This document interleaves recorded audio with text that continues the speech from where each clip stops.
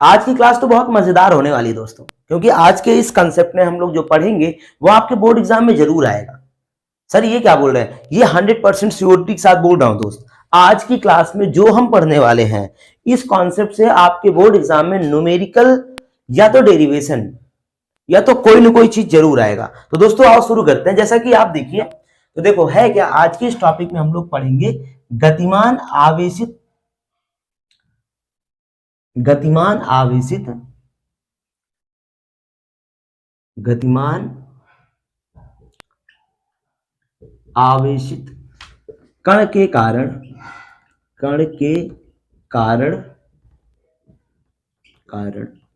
उत्पन्न चुंबकीय क्षेत्र की तीव्रता, उत्पन्न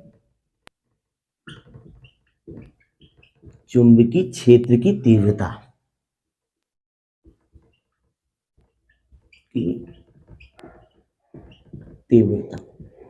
आज का हेडिंग ये है, ठीक है। क्या है, गतिमान आवेशित कण के कारण उत्पन्न चुंबकीय क्षेत्र की तीव्रता, ठीक। और इससे रिलेटेड न्यूमेरिकल भी देखेंगे। और आप अपने कहीं भी अगर क्वेश्चन बैंक या तो अनसॉल्व या तो नोट्स वगैरह में अगर आप देखोगे तो वहां पे आपको जरूर मिलेगा ये कॉन्सेप्ट, इस कॉन्सेप्ट पे आए हुए न्यूमेरिकल।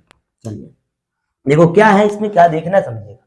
गतिमान आवेशित कण के कारण उत्पन्न चुंबकीय क्षेत्र की तीव्रता। मान लो ये कोई एक आवेशित कण Q है, ठीक है, समझना मेरी बात को आराम से। ये बेटा V वेग से, कितने वेग से, V वेग से ये गतिमान है किसी चुंबकीय क्षेत्र में, ठीक है। इससे थीटा एंगल पर, कितने एंगल पे बेटा, थीटा एंगल पे R दूरी पर, समझना, थीटा एंगल पे और R दूरी पर कोई एक बिंदु P है, यहीं पे हमें चुंबकीय क्षेत्र की तीव्रता का मान ज्ञात करना है। आई बात समझ में कि नहीं। क्या कह रहा है, कोई एक आवेशित कण Q जो कि V वेग से, ठीक है, किसी चुंबकीय क्षेत्र में गति कर रहा है, जिससे थीटा कोण पर कोई बिंदु R दूरी पर रखा है और वहीं पे हमें चुंबकीय क्षेत्र की तीव्रता का मान ज्ञात करना है। समझ में आया कि नहीं आया। लिखना क्या है, इसको समझो और अपने से लिखो, इसको समझो और उसके बाद इस पे अपने से जो मतलब जो समझ में आ जाए। देखिए एक्सप्लेनेशन आप जितना बेहतर दोगे ना उतना बेहतर जज करते करके एग्जामिनर आपको नंबर देगा। एक्सप्लेनेशन देना कैसे, सिंपल ही है बेटा, है ना। जैसे आप अपने दिमाग में कुछ भी खुराफात चलाते हो, उससे बेहतर है कि एग्जाम टाइम आप केवल पढ़ाई पे ध्यान दे लो, है कि नहीं। ये बस यार कितने दिन पढ़ना है कि नहीं, बस एग्जाम तक, है कि नहीं। उसके बाद कुछ नहीं, बस 12th तक आराम से पढ़ लो मस्त एकदम। उसके बाद ना कोई पढ़ाता है ना कोई पढ़ता है, आई बात समझ में। लेकिन इतना पढ़ लो कि मजा आ जाए, है कि नहीं। क्या बोलेंगे, माना कोई आवेशित कण Q, आओ लिखते हैं थोड़ा सा इसमें। माना कोई आवेशित कण Q, ठीक है, क्यों किसी चुंबकीय क्षेत्र में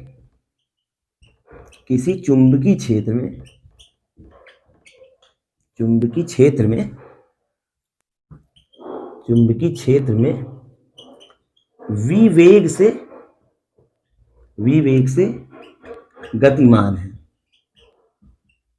गतिमान है, ठीक है।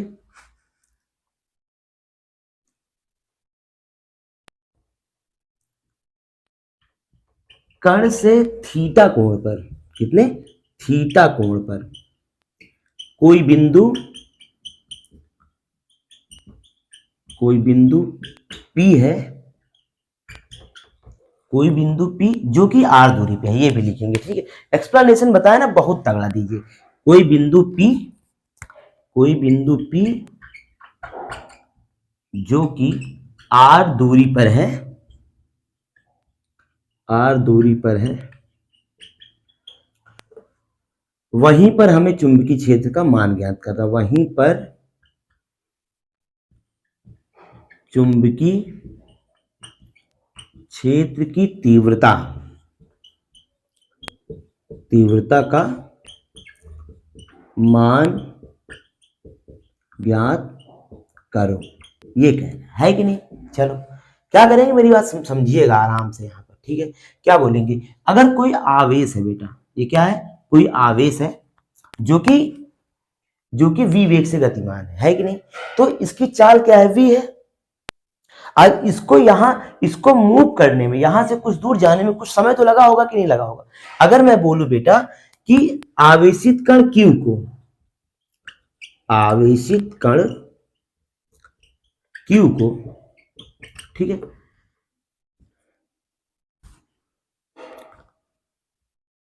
डेल्टा D दूरी तय करने में, दूरी तय करने में, क्या करने में, तय करने में, तय करने में जो लगा समय है, लगा समय वो बेटा क्या है, T है।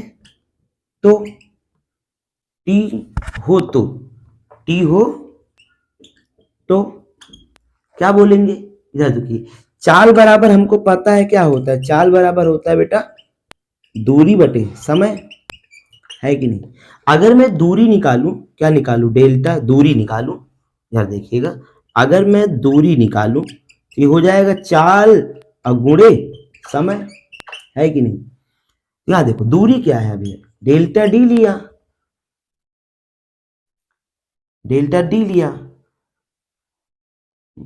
इधर देखो चाल क्या है, v है, और समय क्या है, t है। ये लिख सकते हैं कि नहीं, इसको समीकरण 1 नाम दे दो। उसके बाद देखो बेटा, आवेश जब गति करेगा तो इसके कारण धारा प्रवाहित होगी। आपने पढ़ा होगा कक्षा 10 में ना, विद्युत धारा क्या होता है, आवेश प्रवाह की दर को विद्युत धारा कहते हैं। तो भैया जब आवेश प्रवाहित होगा, कहीं पे मूव करेगा तो धारा तो जनरेट होगी। तो क्या बोलेंगे, आवेश Q के प्रवाहित होने पर, यहां पे लिखना, आवेश Q के गति करने पर, आवेश Q के गति करने पर प्रवाहित धारा क्या होगी, I होगा। I बराबर क्या होता है बेटा, Q अपान T होता है कि नहीं। यहां देखिए, अगर मैं इसको इक्वेशन 2 रख दूं, अब देखो बायो-सेवर्ट के नियम से, बायो-सेवर्ट के नियम से क्या होता है, बायो-सेवर्ट के नियम पढ़े ना, B बराबर mu naught upon 4 pi I delta L sign theta upon में R स्क्वायर, है कि नहीं। ये अगर बायो-सेवर्ट आपको पढ़ना है तो आप जाइए चैनल पे, प्लेलिस्ट बनी हुई मोस्ट इंपोर्टेंट सीरीज की, वहां पे आपको ढेर सारे डेरिवेशन मिल जाएंगे जो कि मोस्ट इंपोर्टेंट है। केवल इतनी सीरीज आप फॉलो कर लो।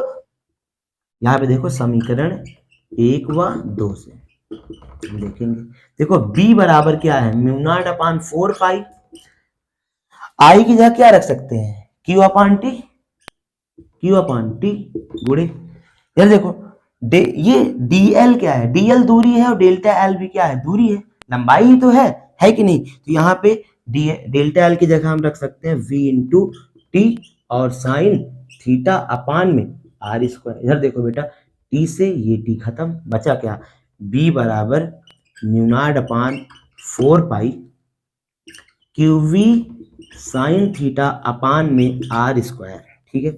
अब देखिए इसका या तो वेबर प्रति मीटर स्क्वायर मात्रक लिख दो, चलो खत्म कर दें इसको, आइए न्यूमेरिकल देखते हैं इस पर।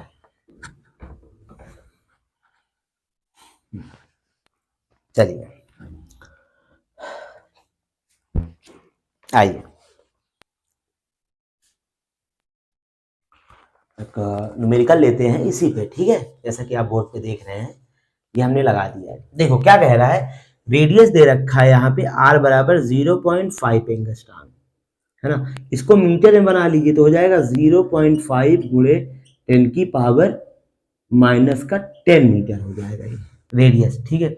उसके बाद कह रहा है कि कोई पार्टिकल है, इलेक्ट्रॉन है, और यहाँ पे जो इलेक्ट्रॉन होगा वही आवेश होगा, ये होगा 1.6 गुणे 10 की पावर माइनस का 19 कूलम। ये क्या कह रहा है, किसी वृत्ताकार मार्ग पे, कोई वृत्ताकार मार्ग है मान लो, जिसका ये केंद्र है, इसकी रेडियस दे रखा है r, और यहाँ पे कोई इलेक्ट्रॉन है जो कि v वेग से गति कर रहा है, और ये v दे रखा है बेटा 3 गुणे 10 की पावर 5 चक्कर प्रति सेकंड, ये दे रखा है, ठीक है। अभी समझो क्या कह रहा है, आपसे चुंबकीय क्षेत्र की तीव्रता यानी B की वैल्यू पूछ रहा है।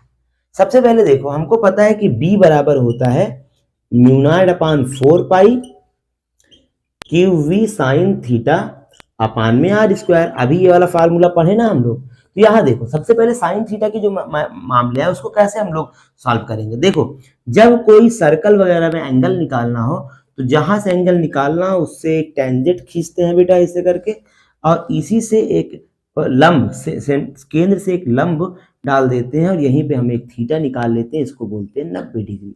90 डिग्री का एंगल बन जाएगा। यहाँ देखो b बराबर हमको पता है म्यू नॉट अपान 4 पाई की वैल्यू होती है 10 की पावर माइनस का 7 और गुणे क्यू की वैल्यू कितना रखेंगे 1.6 गुणे 10 की पावर माइनस का 19 रखेंगे, और v की वैल्यू देखो दे रखा है 3 गुणे 10 की पावर 5 और साइन थीटा यानी कि साइन थीटा की वैल्यू 90 रख दो, और साइन 90 की वैल्यू होती है 1 तो उसको रखने की जरूरत नहीं है, भी हटा दो।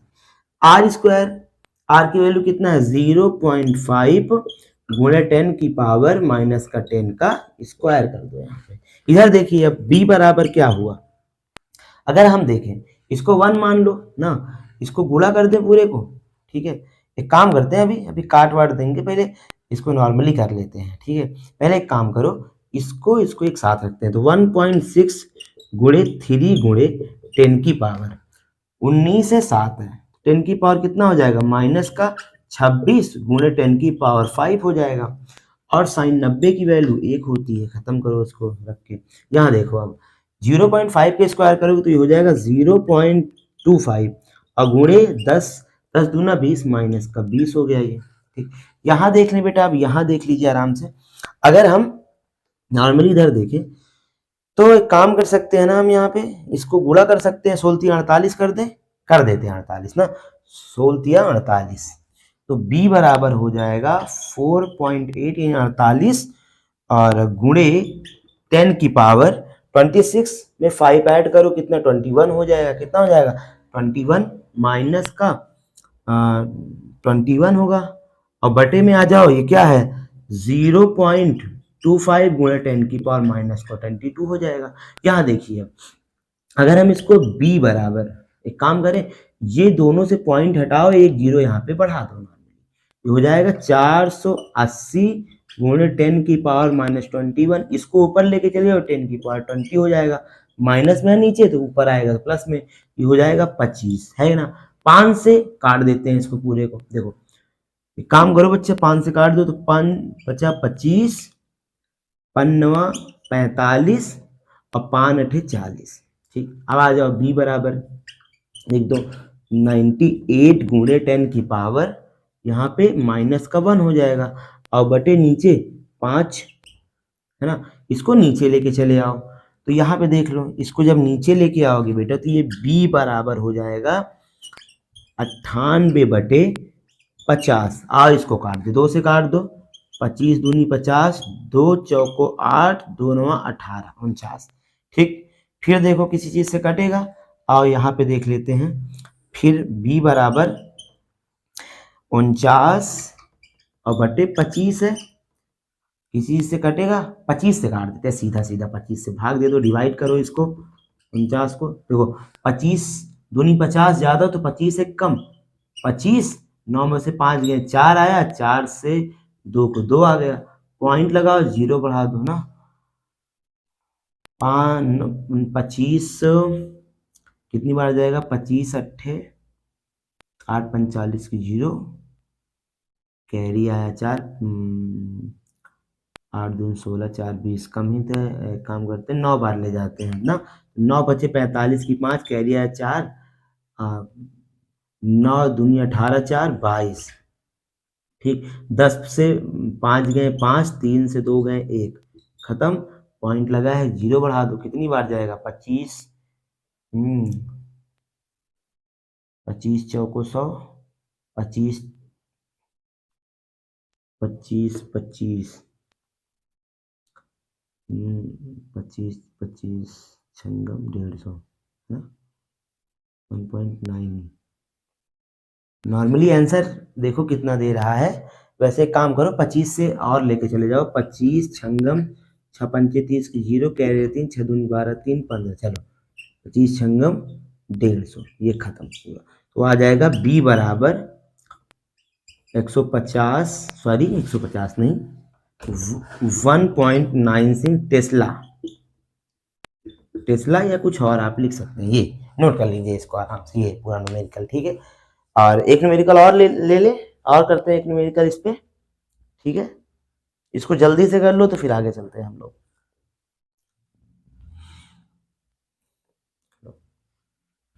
नोट कर लीजिए आप, फिर आगे देखते हैं इस पे।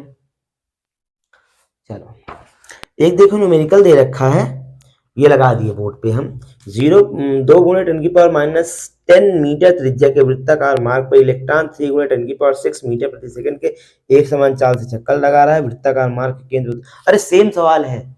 अच्छा सेम सवाल है, काम करते हैं, ये आपका है होमवर्क HW। होमवर्क बहुत जरूरी है, किया करिए, चाहे स्कूल हो चाहे कोचिंग हो कहीं भी हो। मतलब अगर पढ़ाई में बेहतर करना है आपको, अपने लाइफ में कुछ करना है, याद रखिए यहाँ पे फोकस करिए बेटा, होमवर्क पे फोकस करिए। आज पता है क्या है, आज हम पढ़ते तो हैं, सब कुछ बेहतर है, लेकिन हम इस पे काम करना छोड़ चुके हैं। जैसे छोटे बच्चों को होमवर्क जरूरी होता है, वैसे ही सबके लिए होमवर्क जरूरी है। ये होमवर्क ही है जो आपको बेहतर कर सकती है। तो याद रखिए आपके लिए होमवर्क है, अगर आप पढ़ते हैं तो प्लीज इसका आंसर मेरे कमेंट बॉक्स में जरूर लाइएगा और पढ़ते रहिए। मैं आपको प्रोज और प्रॉपर वे में बहुत अच्छे अच्छे वीडियो, छोटे छोटे डेरिवेशन जरूर करवाऊंगा, जो कि बहुत इंपॉर्टेंट है पूरे बुक के एग्जाम से पहले। अगर आप नॉर्मली केवल ऐसे पढ़ते चले तो आपका बहुत बेहतर जाएगा बेटा एग्जाम। चलिए थैंक यू, अभी मिलते हैं आप लोग से इसके बाद नेक्स्ट वीडियो में। और पढ़ते रहिए मन लगाकर, मारिए गोली उनको जो आपको गलत बोलते हैं, मारिए गोली उनको जो आपको गलत बोलते हैं, है कि नहीं। एक प्यारी सी शायरी आपके लिए है कि सदा के जैसे बिखर जाऊं, सदा के जैसे बिखर जाऊं और सुनाई ना दूं, सदा के जैसे बिखर जाऊं और सुनाई ना दूं, मैं तेरे इतना करीब आऊं कि फिर दिखाई ना दूं। और मैं चाहता हूं कि हवा सा बन जाऊं, मैं चाहता हूं कि हवा सा बन जाऊं, तुझको छूता रहूं और दिखाई ना दूं। चलिए दोस्तों, अगर शायरी अच्छी लगी हो तो शायरी के लिए कमेंट करिएगा। Thank you.